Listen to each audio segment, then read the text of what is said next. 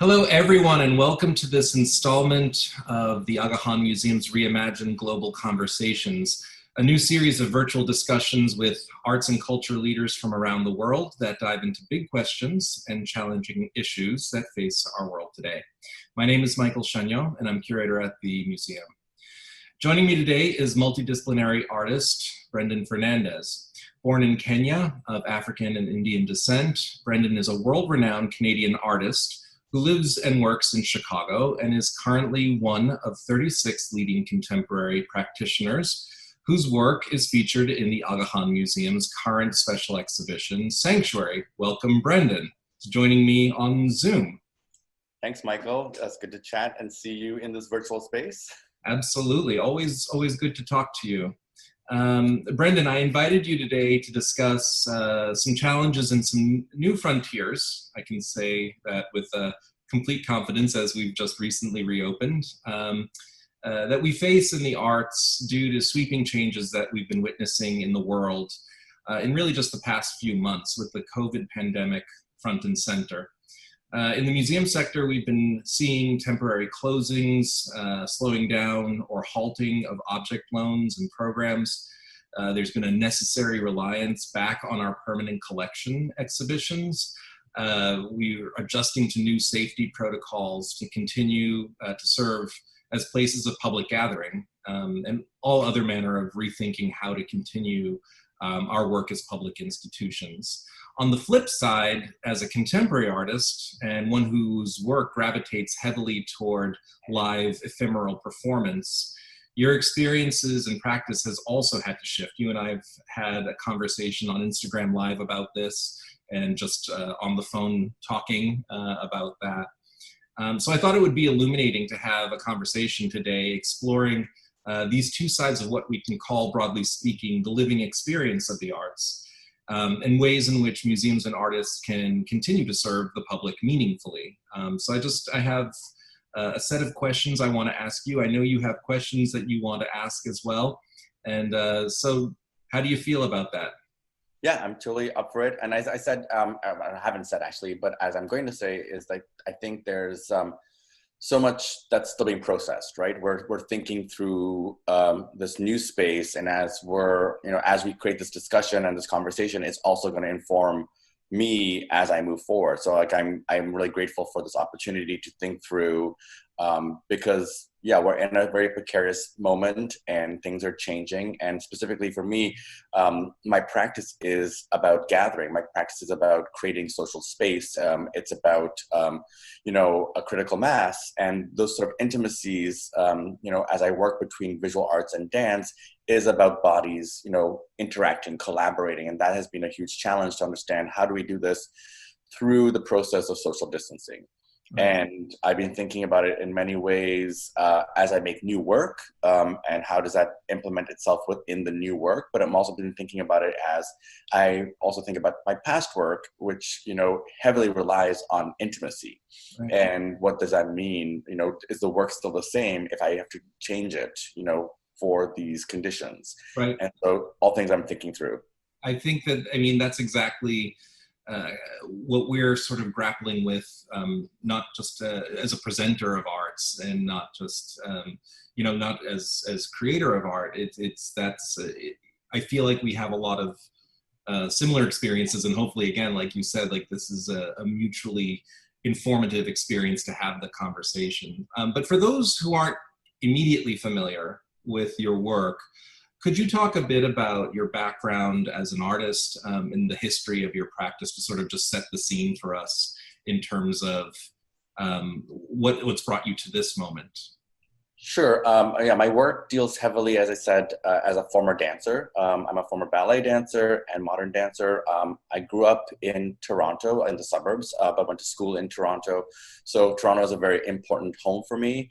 I have many homes, but Toronto is one that I heavily rely on. My family still lives there. But I danced in Toronto, and years later, like when I was about 21, I got injured, and I kind of focused more on my history as, a Kenyan Indian born and raised in Nairobi, moved to Canada in 1989, and I looked at the post-colonial identity. I looked at questions of authenticity, questions of homemaking, and then when I moved to New York in 2005, I kind of went back into the kind of like the dance world. I kind of like, and very tentatively, I will say that, you know, I started thinking about dance as something that I could not do again. Partially, I was injured, but also the dance world is very specific about what type of body needs to be a dancer, specifically a ballet dancer. So I looked a lot at those questions and those narratives when I went to New York and I started returning back to this dance life. And I started looking a lot at the questions of labor, the questions of activism, dances being political. And I think that's where I am right now in my practice. I also look a lot and heavily rely on ideas of like West African masquerade, questions of hegemony, the notion that, you know, many African objects were moved from their place of origin and then brought to the museum space. And in that context, we remove the body. We take away the dancer, the masquerade, the performance. So I look a lot about this idea of like lost bodies, missing the kind of historical narratives of West African masquerade to these masks. So questioning the idea of the object having a lived performance, a lived labor, a cultural trajectory that allows it to be and exist. So it goes between that, and I always conflate the masquerade performances with ballet, because ballet is a French institution. Museums are also an institution that the French created. Ballet began as a way to bow to Louis XIV. So it was a court gesture of how to show, you know, your authority to the king or not authority to the king, depending on the bow that you give him. And so I take ballet as a Western hegemony, and I kind of conflate it back to the West African masquerade. So a lot of my dancers will use the bowing gesture to the object. And so that's kind of where I am right now in my practice. And I'm thinking a lot about protest right now. How does protest become dance? How is dance political? And so, yeah, I'm sure we'll get more into it, but I've been really thinking about dance as protest, dance being political. It's interesting. I really like this idea of, you know, the conflation of objects and which have a sort of permanence to a certain extent versus the temporality of the dance, and how to activate objects in a way to kind of situate them within both history on the one hand, but at the same time in our contemporary lived reality and in time, which, you know, performance is necessarily bounded by time. And I think that really brings us to the Sanctuary exhibition, which you were one of 36 artists who contributed to that. You created a design for a carpet, as the others did, that thinks about the theme of sanctuary from your perspective and what that means. The exhibition originated at originated by the Foresight Foundation in San Francisco, where it opened in 2017. And it was really, it's a show that's initially, it was aimed at addressing issues related to displacement and migration across the globe, but also broader issues around the theme of sanctuary. Can you talk through a little bit of how, where Sanctuary, the exhibition, sort of fits into your story, and describe a little bit about the carpet that you designed, and how it sort of intersects with the performance work that you do as well? Yeah, definitely. Sanctuary was such an important exhibition because it gave the opportunity to question the idea of like, what is sanctuary? What is freedom? What is the space of being safe? What is a safe space? Which I think we're thinking a lot about right now. And I've been thinking a lot about it through this virtual space that we're even in right now, the kind of idea that we can't gather, we can't come together. But it brought a number of artists to think about, about this idea of a safe space, of a sanctuary. And so I was thinking a lot about, you know, sanctuary through, at the time I had just been commissioned to do a piece for the AIDS Memorial in New York. And I started thinking about the idea of like, again, you know, AIDS crisis and the idea of like what makes me feel safe and what makes me feel free.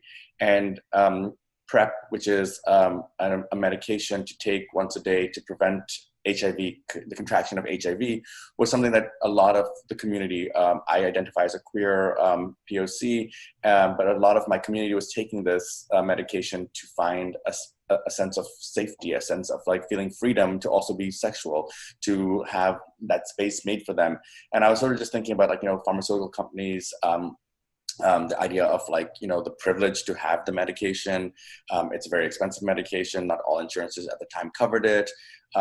Just the idea of giving our trust in this, you know, this drug. And so I created this carpet that in the background are all the PrEP pills that kind of look like an African batik almost.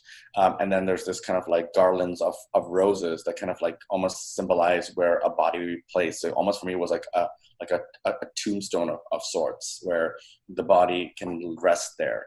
And for Sanctuary, I was commissioned by the Foresight Foundation to create a dance performance using, you know, I worked with 3 dancers that were kind of like using the carpets as these markers for bodies to lay on. And that motif has come up a lot in my choreographies, where I think about bodies laying on spaces. Like right now, I'm actually thinking about a new piece for a piece for the museum, a museum in Sao Paulo in Brazil, where now the carpets or these fabric pieces that I'm using become the space for social distancing. It allows the bodies to kind of interact with each other. So I'm rethinking how the spacing becomes a space also to allow the dancers to move in this sort of safe space that we have to create now. Yeah, it's really interesting the ways in which Sanctuary, the exhibition, the themes that are addressed in your work and others in the exhibition as well, kind of keep unfolding in terms of their relevance. So as a show that was initially conceived of thinking about safe spaces, as you say, within the context of 2017, which, you know, the crisis of migration around the world, forced displacement of people, was really paramount in people's minds along the southern border of the United States with Mexico, but all just around the world, displacement due to war in the Middle East. It's thinking about this show in that context now, in the context that we're in now, it just has a completely new relevance that we could never have predicted. I mean, we could have predicted perhaps that there was going to be a pandemic outbreak perhaps, but we couldn't have predicted that these issues of how bodies are in space and gather in space and need to necessarily be distant from one another in order to prevent contagion, and the issues that raises. You know, it's interesting that the show lends itself to it in this way and has these new relevances. And I'm thinking about, you know, the recent response to the reopening, because we just reopened last week, the museum reopened last week, that the themes of belonging and finding safe haven continue to resonate, but for completely separate reasons now, or for additional reasons. And so I was just wondering, you know, how you as an artist think about these ways that art has this almost magic ability to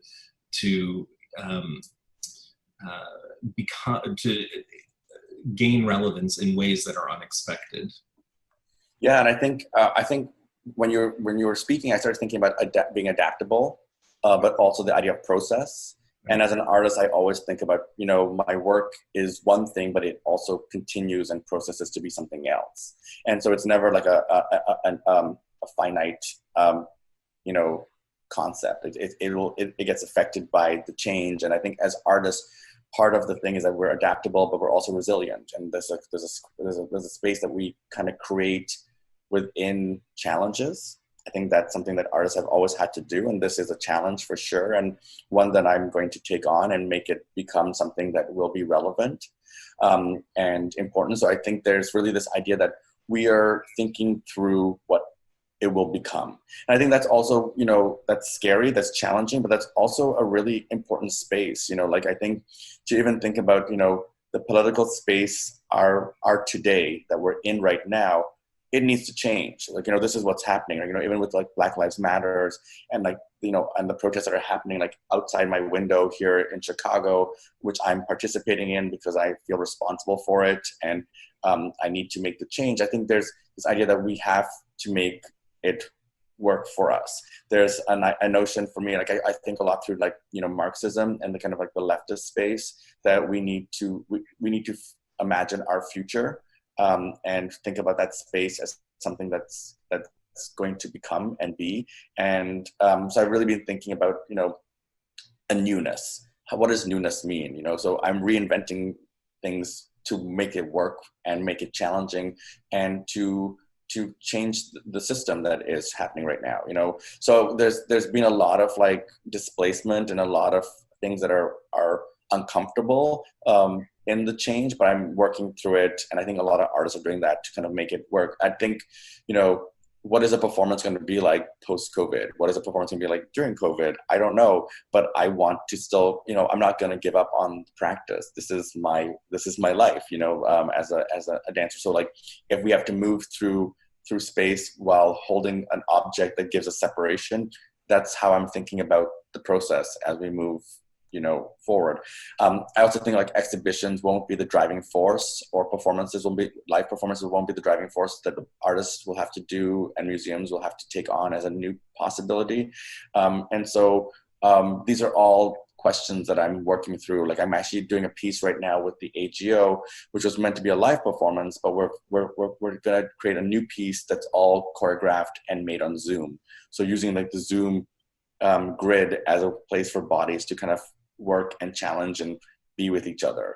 So, and that's something I never imagined doing, but now this is how I'm making it happen. Yeah, I have several questions about so many things that you just touched on in terms of artists thinking through future possibilities, and sort of the not necessarily unique, but in a way kind of unique role that turning to artists to sort of see what testing the landscape to a certain extent. And also about just shifting away from sanctuary for a moment, just your straightforward experience as an artist working under the new conditions. You know, you touched on performance and technology. How are you delivering the ideas that you're interested in, and how is the current moment shaping that? And I'll talk about future ideas in a moment, but I'm just curious, just giving people a really you know, your perspective about what it is to work right now, what it's like. And it's weird, you know, like, I think I've said this to you in phone calls and conversations, that my living space is now my, like, you know, well, my living space, but it's my studio, it's my office, it's like, you know, so this space that I also don't spend a lot of time in because I'm traveling all the time has become like a very important space, and that I'm also learning what it is. And again, thinking through ideas, trying to figure out how do I support my dancers during this time as well, because they make a livelihood off my practice, you know, so we collaborate, but they are also like in a space where, you know, gigs are being canceled until 2021. So I've really been thinking about that, the labor of the dancer, the responsibility of me as a choreographer, as an artist, and how when I have to support people. So those are things I'm really thinking through. But I'm also thinking a lot about, you know, technology, as you said. What does technology mean for me? And I think before we entered into this space, I was already thinking about, you know, how does, you know, technologies play a role in my practice as a dance maker, as an artist. And so kind of falling into the space, it's just sort of giving me like more fuel to think it through, because I was always thinking a lot about how do I make choreography through text messaging, for example, or via airdrop. You know, I was doing a lot of like work based on airdrop, where I would create these sort of fluxus kind of scores that would be like political statements, but also ones that suggest movements. So movements, again, as a political gesture, but also as a physical endeavor. And I was thinking about how in Hong Kong during the protests there, the government would shut down the internet, so people couldn't organize and couldn't gather. So they were using, you know, the Apple platform of AirDrop to send each other communications. And so I was using AirDrop, you know, sometimes I'd be on the train, I would just turn on my AirDrop, and whoever's AirDrop was on, I would just send them a little like like graphic with like actions, how to make actions. And so I was sort of already thinking in this way of gathering people through technology, and now I'm thinking through it again as a way to gather, but also as a way to communicate. So technology has been a new kind of part of my work, but really through this pandemic, I'm thinking through it a lot more, because right now this is the space, this is the means that I have. Yeah, I mean, just that alone, I think, raises a really, just something that popped to my mind as you were talking, is how this pandemic is shaping, taking the sort of dichotomy or binary of global and local practice, to a different, it's reshaping how we think about that. On the one hand, people can't really travel right now, they can't move. It's not like artists are being commissioned, or as you were saying, the commissions around the world as a working international artist, this, those have been postponed or canceled. And so there's a lot of local activity, by necessity. At the same time, we have the tools of technology, like you and I speaking right now, to have this global conversation, international conversation, crossing the great border between Canada and the United States. But there are a lot of opportunities for, even in museums. This morning, I was on a phone call early this morning with someone that we're collaborating with for a future exhibition. He's working in South Korea, and the ability for us to sort of continue these kinds of international partnerships, technology certainly helps with that. But then you have, as an artist, again, like these sort of, and as someone who works with performance in particular, there's got to be this sense of limitation, and it's a weird sort of, I imagine it must be a strange balance. Just the rules are being rewritten. Yeah, and I think that's the part, is like the rules are being rewritten, and that's what I mean, like, even the idea of like an exhibition or a live performance, those are the things that we're used to. And now I'm like, I'm making something on Zoom. I have no idea what it's going to be, but in that making, you and me both, like in that making, in that kind of like experimentation, I also think that it's kind of beautiful. And also, like, I started thinking a lot about, like, me as a teacher. I teach at Northwestern University here in Chicago. Like, I was able to bring guest speakers to my classes on Zoom weekly, where, I was always thinking before, like, oh, I have to fly someone in and put them up in a hotel. And now we had these like really rich, profound conversations, and we were able to. And I think, like, even something like that, I'll continue in my classroom, like, like post this pandemic. So there's things that are also quite positive, I think, from it, where, and again, there's definitely challenges. I'm not gonna like say it, like teaching online has been difficult, but there's been interesting things, like being able to bring people to have these global conversations. And I think one thing for me that I've really been thinking through is this idea of stillness. There's been a certain, yes, things have been canceled, things have been postponed. That has been a challenge, but I've also had a moment to stop and just recharge, rethink things through. And I think when I get to go back, I'll miss this moment of like just being home. I always am thinking through things like, years in advance, and now I'm just being able to like read, write things out, like I'm going back to such analog ways that I haven't had the chance to do. But I'm feeling very grateful for that as well. The idea that I can like just stop and think, I think stillness and stopping are things that we don't do in our society, because, being still or stopping is almost seen as being idle. And I think in this like late capitalist society, we always have to be doing something. We always have to be on the move, being productive. Our labor needs to be shown through productivity. But in this stopping, I'm being so productive. It's a different way of being productive, but I'm definitely doing something. Yeah, it's going back to that idea of rules being rewritten. I guess that gets us back to that question about the live experience, the lived experience of a performance, of an exhibition, where you're sort of very much contingent, the work we do at museums is very much contingent on visitors passing through our space and experiencing art in 3 dimensions, in 4 dimensions, over time as well. How does that experience sort of unfold? Can it be replicated, or does it even need to be replicated in the digital realm? So these are things that we're actually thinking through for our fall exhibition, which will rely heavily on interactive technologies that don't require touch, because we can't touch anything for safety measures.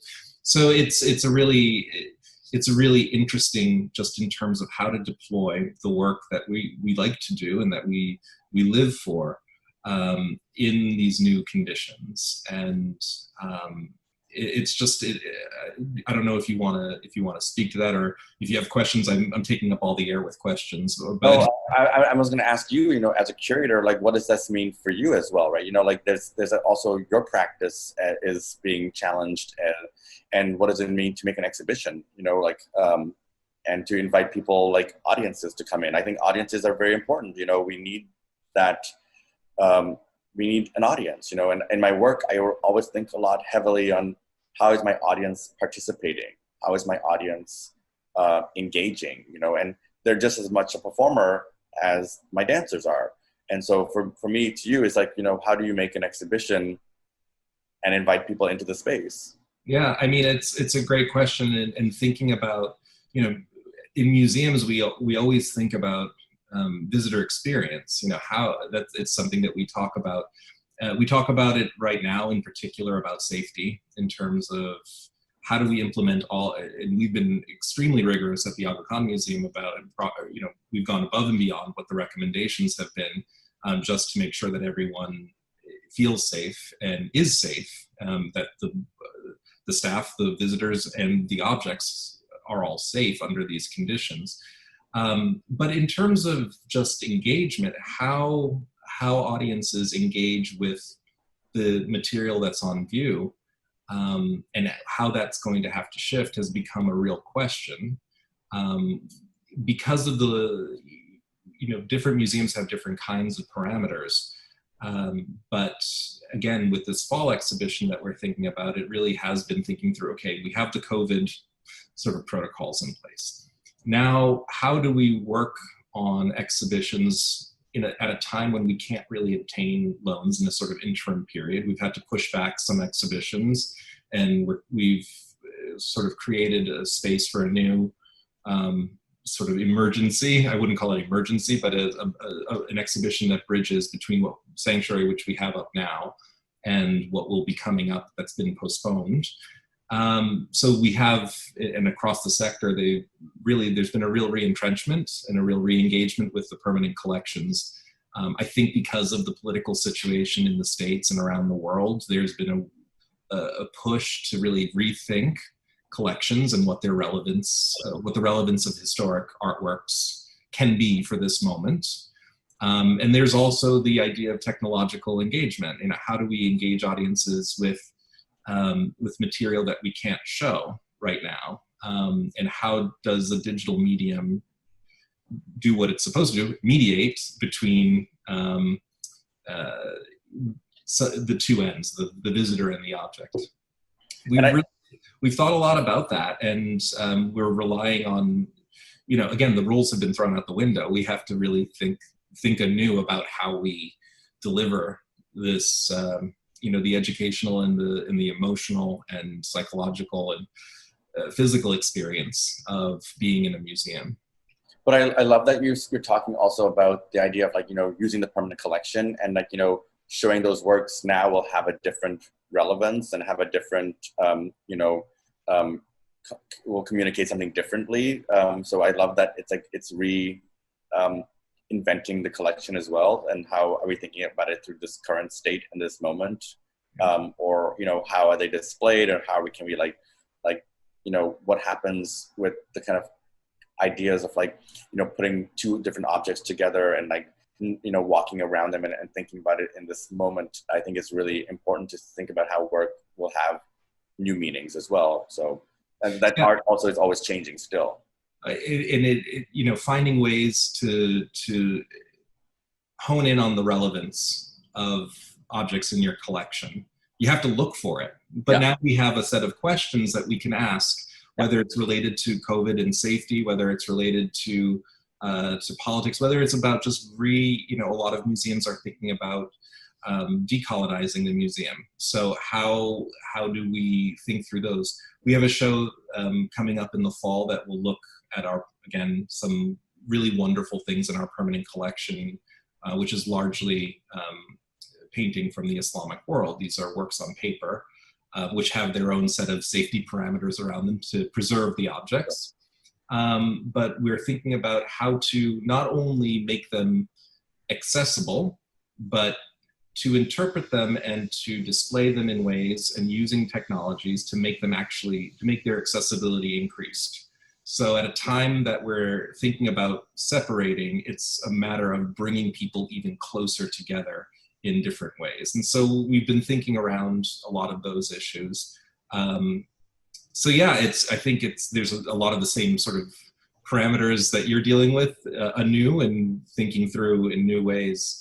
We're on our end doing the same. Yeah, no, and I think that's really important. I think we're really, careful and cautious about people's safety and what make people comfortable. And one of the things that I've been thinking a lot is using the framework that museums are, prescribing, and using that almost as a rule to kind of create the choreography, because choreography are basically sets of rules. And so the idea of the parameter of how many people are allowed in a space or for how long, those are things that I've been thinking through as well to make new work, so maybe a performance happens every hour on the hour for a certain set of people. Right. The social distancing aspect of it, so theater in the round within the museum. And I've been taking on those, the things that are being prescribed and making them part of the choreography as well. So being adaptable again is something that's really important. It's funny that you mentioned, that the term choreography. Of course, it applies so much to obviously to your work and just your history as a dancer and as a visual artist that works with performance.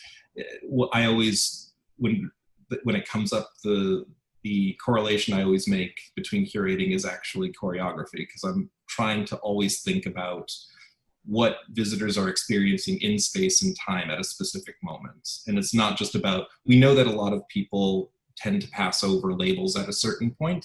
They're not going to sit and read tomes of text, not always. It's there for those who are interested. But I think about ways of teaching that are experiential. So if you can pass through a space and you don't have the text available to you, what can you still take from that? Whether it's an emotional feeling or if it's a sort of visual sort of eureka moment, revelation. I always think about it in that way. So I think that our brains are sort of working in the same ways. I like the synergy. And one of the things that when I make exhibitions, I always have to walk the space or just feel the space before I actually know where I'm going to put things in. And that's just something that comes from being a dancer. I have to just touch the space and just kind of feel it. I think, also the idea, we are choreographing our everydays, the way, even museums, you can't run in a museum. You have to be quiet in a museum. You can't touch something. Those are rules and etiquettes that are, part of a lived choreography of how we know how to do things. The theater has all these choreographies for audience as well. You come in, you sit, you clap, you applaud. There's these etiquettes, how we maneuver. And I think one of the things I've really been thinking about is, our everyday choreography and how we are going to change that and how that becomes adaptable. Will we shake hands anymore? I'm not sure if that's a thing, will I hug people? I want to, I'm longing for that. But, that's something now that you kind of are we doing this? There's this kind of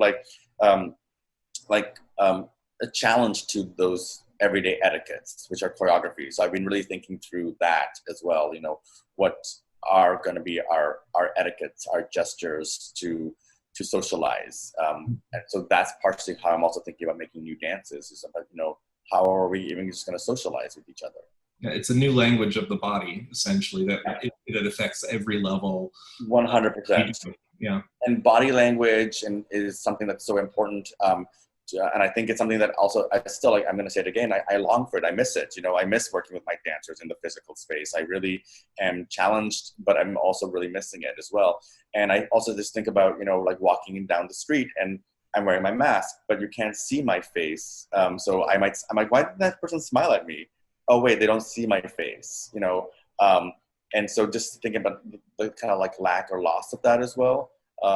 And so that's why even I think, having this virtual space is so important, because I get to see your face. I get to read your face, and I can understand your body from reading it, So I think there's also this kind of like this way that we're being challenging the body, and we're losing that kind of like language that we know. And so how do we kind of like rethink it, reconceptualize it to bring it back, or maybe not? I'm not sure, Yeah, it's when we think about it from this sort of step back and think about just how broad the implications are of the moment that we're living in, it really, it's an interesting challenge. It's sort of, there are losses. You sort of feel that for sure in terms of contact with people. And then there are these new uncharted territories that we're running into. And so I'm wondering, again, it's funny that you, again, we're in sync here, but you were talking about this before. I was thinking about how artists really are often one step ahead of envisioning what the future landscape is going to be in terms of big ideas. And so you were talking about it when you're working, you're always sort of thinking about the future potential applications or the future potential relevance of something.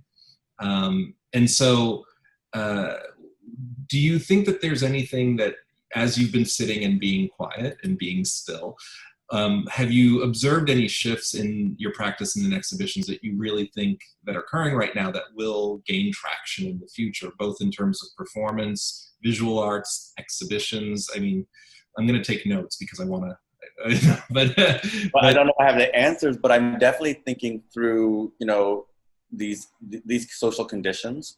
What are they going to mean for us as, curators, as artists, as cultural workers? And I've been thinking a lot about, just definitely the kind of social space. So I've been thinking about maybe doing a lot of work outside, outdoor performances, like in leaving the museum. I've been thinking about the street as, a social space that, activism happens, people are living on the street. So why not take it out there? Let's leave the confines of the white cube. What does it mean to, gather people in ways where we're social distancing, but also thinking about collectivity and critical mass through noise is something I'm thinking a lot about, noise as a collective space. I've been thinking a lot about it because every day at 8 o'clock here in Chicago, when the shifts at the hospitals happen, people go up on their balconies and start to collectively make noise. And there's this sort of social gathering. So can performance happen when we're not in the same space, So I've really been thinking a lot about that. Again, this virtual space, technology, it's different. It's totally new for me, but it's also functioning. And I think that is, for me as an artist, I make work to make people think. I make work to challenge people. And within this space of challenge, I'm also learning, but I'm also giving people that same space. So that's the important part. And so really thinking about do we have to be in the same space to watch a performance? Can we gather and create critical mass? I've really been thinking a lot about the grid off of Zoom. When there's we can create a critical mass by having people in the same space watching or participating or speaking. So yeah, I've really been thinking about technology, using the outdoor space as means of gathering. Which is again one of these very strange slight shifts, and yet you end up with a sort of two things that don't naturally belong together. You have outdoor nature, lack of, the idea of sort of open space, right? Yeah. Unbuilt space. Then you have the infrastructure of the digital, right? So that's something completely, that really is a human development in a way that challenges just physical four walls. And so it's really, it's interesting that again, these rules and what we even think of as sort of binary oppositions just don't apply anymore. Which I think is also really beautiful. You know, we're breaking down a system and a structure that we're so used to, and one that I don't fully believe in, and making things different, making them new. And that's what artists have always done. We've always been, you know, the counterculture, or at least for myself. Like I'm on the other side. I want to challenge, you know, that space that is left, you know. And for me, that is really important. And I think right now, as we're seeing this moment of social change through COVID, through Black Lives Matter, I think we're really being self-reflexive and thinking through what is not working in this world. And I'm hoping we can come out of it more socially empowered, and finding a solidarity where we can think about community in a very important and way that is about collectivity and not about an I or a you, but about a we. And I think that's something that I'm grateful for in this moment. It's still challenging. It's still work. We have unpacked and we need to still labor. And I hope people still push for that resilience. And that's why I think, you know, when the protests happen here in Chicago or Toronto or, you know, around the world, you know, we are doing something right now to make a change, but it's also going to take time and work. So our work is never done. And as a dancer, we're always working, you know, like my dancers and dancers in general are the most, you know, rigorous athletes out there, because you have to be an athlete and you have to be an artist as well. So two really challenging, you know, oppositions, but they come together and they make something really beautiful. So I'm really hoping that from this moment, we can really challenge and make something beautiful for a better future. It's, well, I think it's a hope that we all sort of share. And, you know, artists and museums, we sort of have this opportunity to craft and to, you know, congeal the narrative in a certain way. And so there's a huge responsibility, of course. I mean, it sounds to me that you're feeling it and you understand it. So just to kind of one last idea that I wanted to pick your brain about, under these conditions, you know, what does a dream exhibition look like? So you already sort of straddle media, you've used technology, you know, you've throughout your career have sort of challenged sort of norms, right? And sort of, as you were talking about, sort of protocols and different kinds of language of the body, of the eyes. What does it look like at this point? And either your work or other people's work or group work, you know, how does it look to you?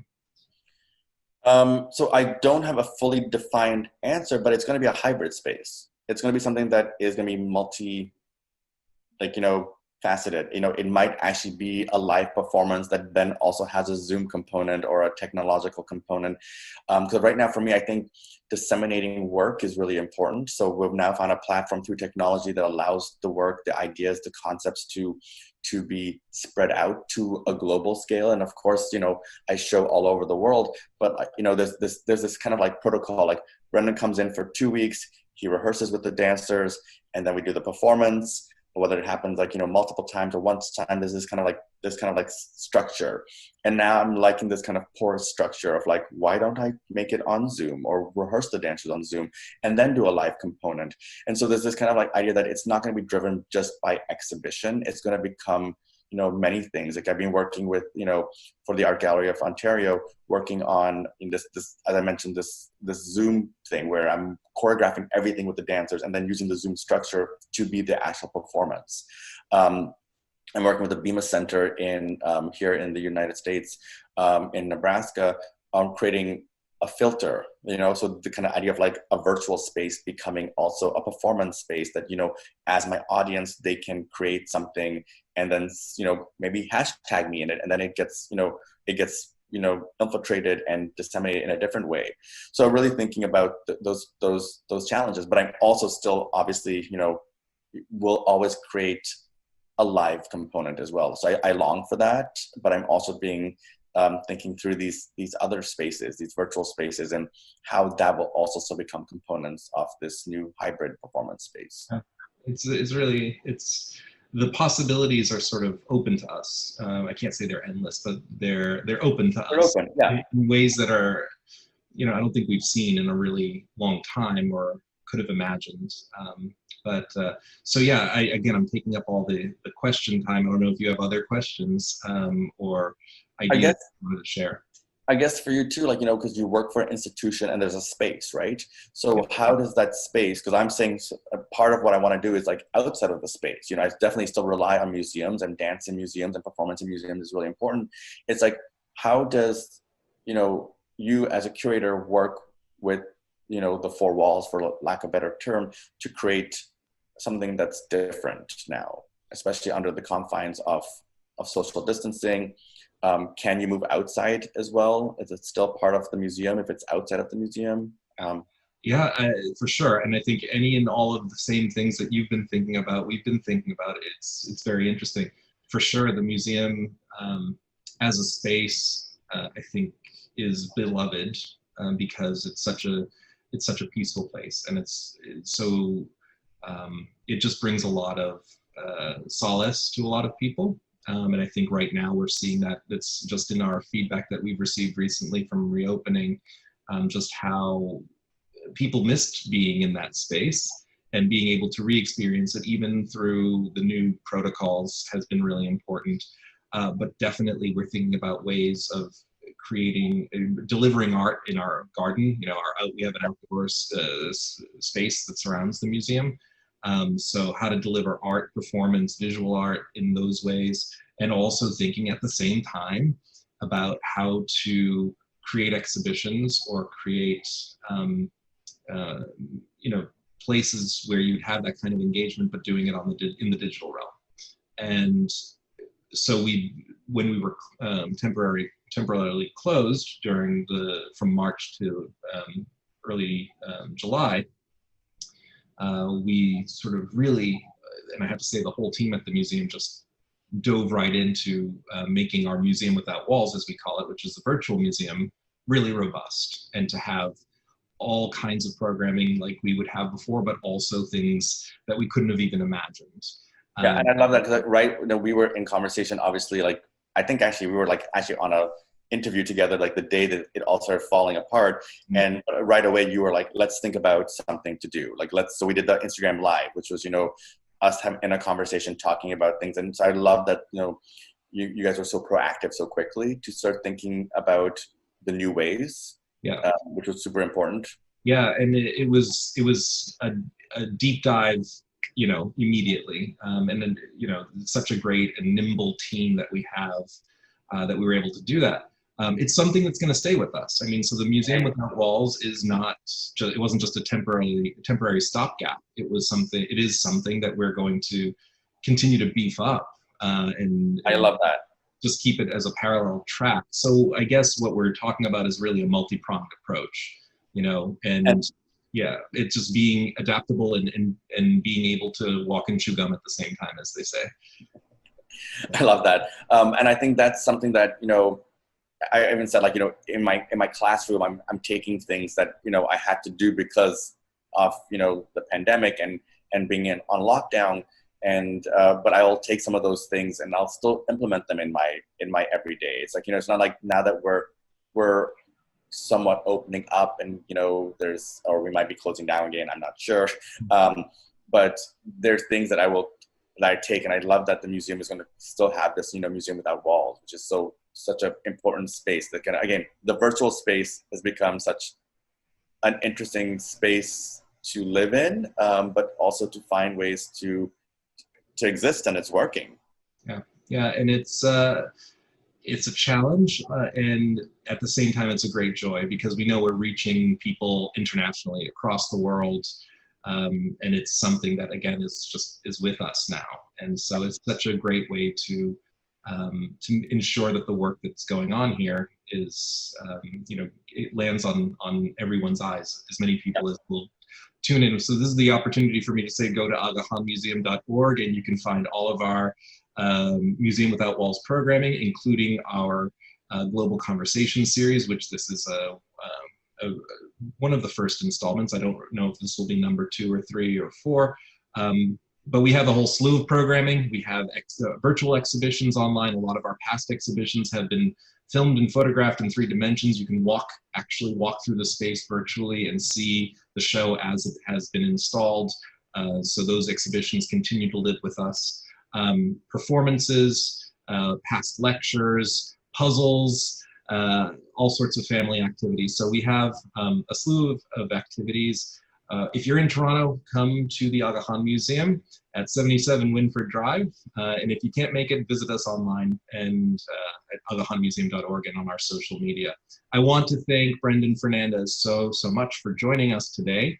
An incredible opportunity to pick your brain a little bit. And as I said, I'm taking notes here. So I'm taking notes as well, and I'm super grateful. And I can't wait to come to Toronto and see you and visit the museum. And hopefully soon that will happen. May it be soon. May it be soon. Thank you so much for your time and for your work. Awesome. Thank you so much. Talk to you soon. Yes.